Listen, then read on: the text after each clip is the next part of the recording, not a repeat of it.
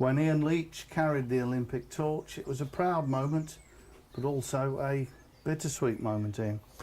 Yeah, very much so. I wouldn't have been carrying it.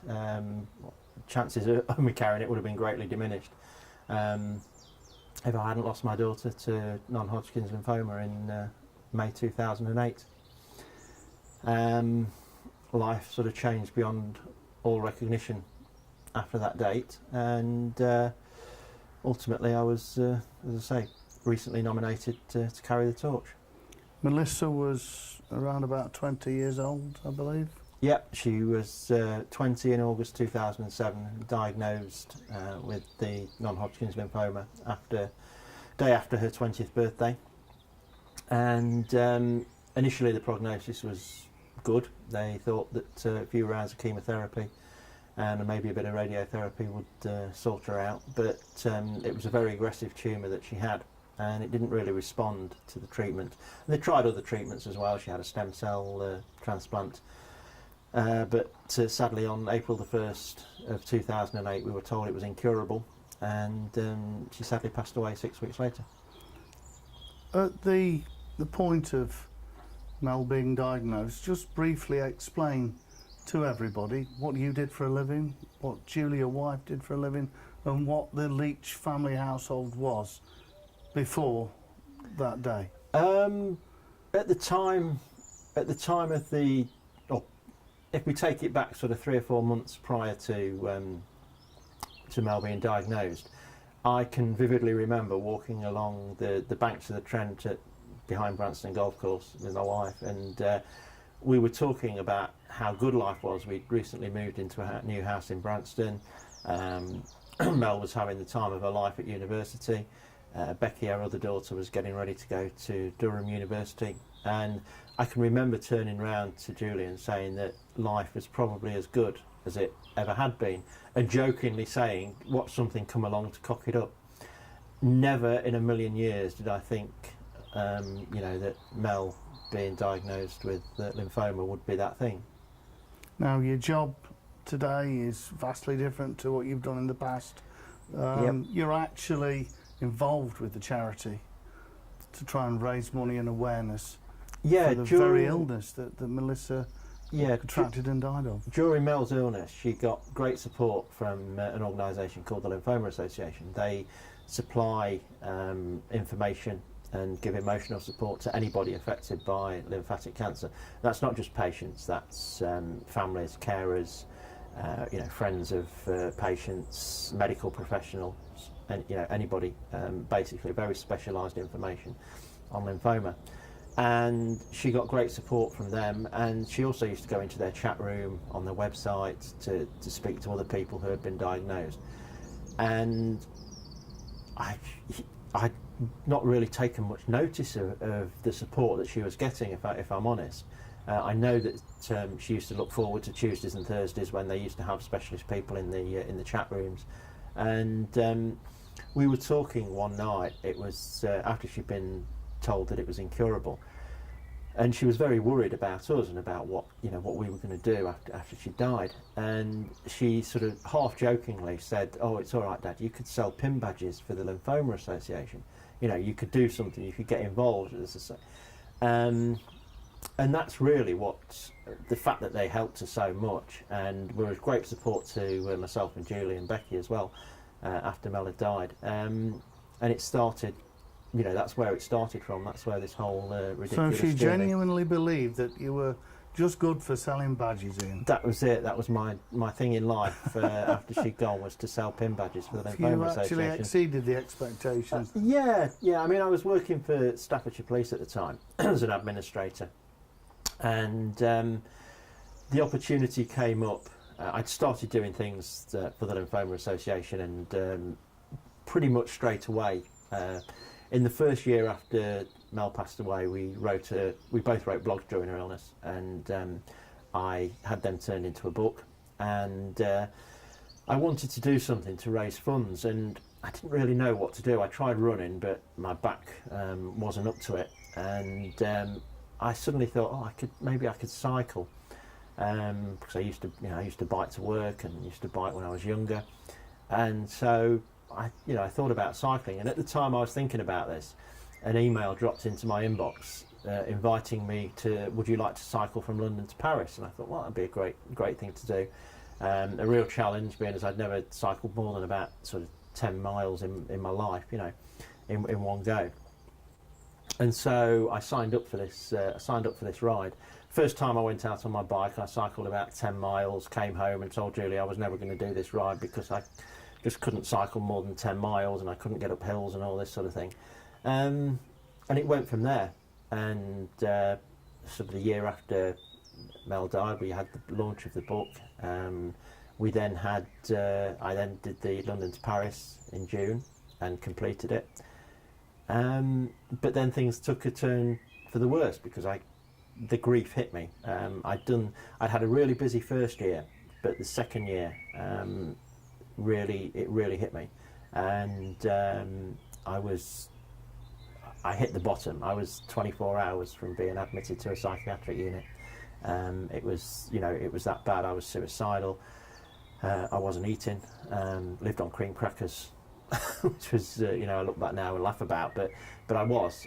My weight went from about 17 stone down to about 14 stone.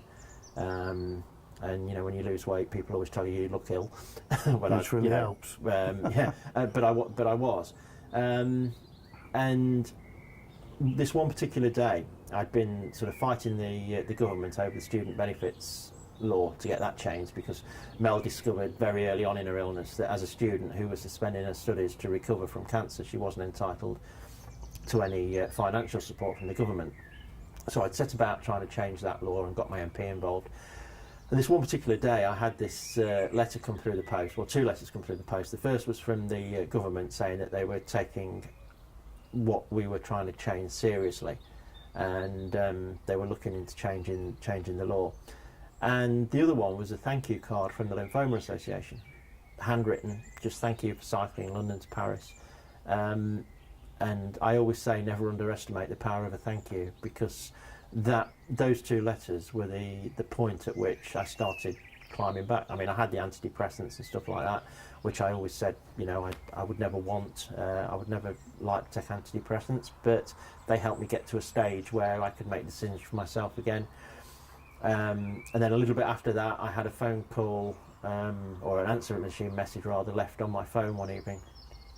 And it was from a consultant at Burton Hospital who'd looked after Mel, asking me to ring him. My first thought was, oh my God, what have I written about him in the book?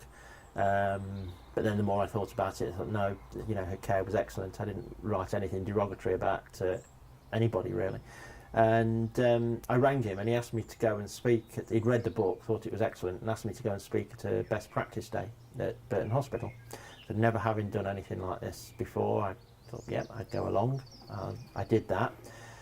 From that, I got talking to a lady who was I think her title was Director of Education or something like that, or Manager of Education. She asked me if I'd speak to student nurses about her experience.